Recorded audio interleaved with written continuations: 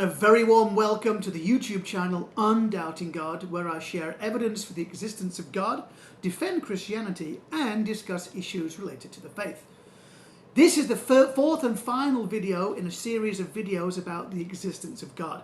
And in this video, we're going to look at how consciousness and self-awareness point to God. So, let's look at 4 compelling reasons why this actually could be the case. The first point revolves around the mysterious complexity of consciousness. Despite all the advancements in neuroscience over the last few years or so, we still really don't have any clear understanding of what consciousness is. Therefore, some people have suggested that it's more than just the physical brain. There's some kind of spiritual or otherworldly element to consciousness. So let's look at that in a little bit of detail. If consciousness were merely a product of the physical brain, then it would be reducible to physical processes. However, our conscious experience goes beyond mere neural activity. It's more than just neurons firing in our brain, which hints at something far more profound. We are able to experience the world in a very rich and detailed way. We have the senses, we can taste, we can touch, we can smell, we can hear, and we can see. But we can also experience love. We can also feel, we have emotions, we can dream, we can aspire to be certain things. And I think all of these things, this rich complexity of consciousness and also of life experience, I think it's difficult to explain just by random chance alone. The second reason is the connection between self-awareness and our moral values. Being self-aware is a unique and complex capacity that humans possess. It allows us to reflect, to think, to feel, and it allows us to experience life in very rich ways. Self-awareness is intricately connected to the sense of morality. We know that certain actions are wrong. We have this deep, innate, I guess just knowledge or just understanding that certain actions and behaviors are wrong. If evolution is the cause of everything, then it's very difficult to explain, first of all, the consciousness. Secondly, it's difficult to explain self-awareness. And thirdly, evolution finds it difficult to explain our moral law. These things are all deeply connected. Our consciousness, right? Then we have a conscience, right? Which is basically our understanding of the moral law, I guess. And then being self-aware, all those things are kind of interconnected together. You need to have a conscience in order to determine if something's right or wrong. You need to be self-aware as well, and you've got to have consciousness. So all of these things combined point to a divine designer.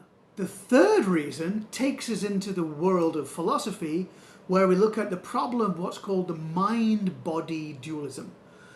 Prominent philosophers such as René Descartes put forward the idea that the mind and the body are separate entities. Now, I think it's useful to note here that the brain is not the mind.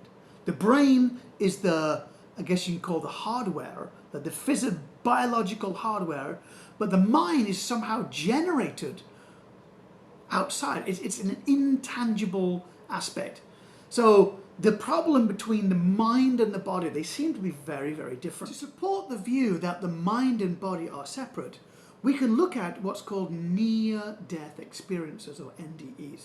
Now, this is a subject that's still being researched. There's not a lot of comprehensive research on it, but a lot of people who have experienced a near death, and often these people have stopped breathing, or their heart has stopped, but they've been brought back to life, resuscitated, not resurrected. And many of these people, actually the report suggests, the research suggests up to around 20% of Americans who report saying things such as feeling outside of their body, seeing a bright light, meeting deceased loved ones or even religious figures, experiencing a sense of peace and love, having a review of their life, and feeling a sense of purpose. Now, some people suggest that these could be just like side effects of the brain shutting down, chemicals being released into the brain, which I guess is possible, but I don't know if it's plausible. If the brain is purely matter, there's no spiritual or otherworldly element of the brain, why would chemicals being injected into the brain, if that's what happens, why would they result in intangible elements? And often these people actually report back communication. So it's interesting to think about. But I also want to go a little bit further. When we talk about ourselves, right, or we describe other people, right, for example, like, who is James, for example? A lot of people, they might give a physical description. Oh yeah, he's the guy, he's 5'7", he's blah, blah, blah, he's very kind, whatever, but that's not really describing who he is. Like, who is he?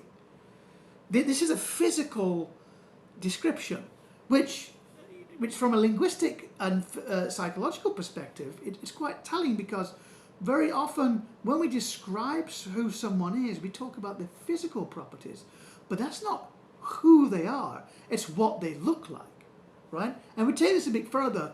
When we describe a person, who they are, what really describes a person are the intangible, abstract things, such as their nature, the qualities, how they view life. So I think that's also an interesting element, or an argument, why the mind and the consciousness and maybe even like personality is different from the body. Again, these things, I think it's quite plausible to say that require a designer. The fourth and final reason why consciousness points to God is beauty and aesthetics. If evolution is true, then why do we appreciate beauty? Why do we like aesthetics? Why is that an advantageous evolutionary trait? There doesn't seem to be any kind of rhyme or reason why we would have beauty and aesthetics. It makes more sense, however, I think it's more plausible to suggest that our mind comes from a mind, our consciousness comes from a conscious mind, our conscience comes from a moral lawgiver, and beauty and aesthetics come from a very creative mind. All of these attributes we assign to God. Why do we, when we see the sunset, why do we feel awe-inspired? Maybe because we're actually getting a sense of who God is. Why do we, appreciate all the good things in life? Why do we, those elegant cars, the trees, the sunsets, amazing paintings? It's difficult to explain these with just a purely naturalistic or materialistic world. If evolution is true, then why do we experience these things? There doesn't seem to be any reason, and there doesn't seem to be an immediate beneficial trait if we just want to dance to our DNA and just reproduce. So I think beauty and aesthetics point to a creative mind who's given that into us. So to wrap up, the relationship between the mind, consciousness and self-awareness is quite a deep, complex philosophical topic. However, I think because of the points listed below, we can, plausibly come to the conclusion that God is the source of both conscience and self-awareness. So, what do you think? Do you think that consciousness and self-awareness point to God? Or maybe you have a different opinion. Either way, I'd love to read your comments down below. And remember, faith is not fairy tales, and God is real.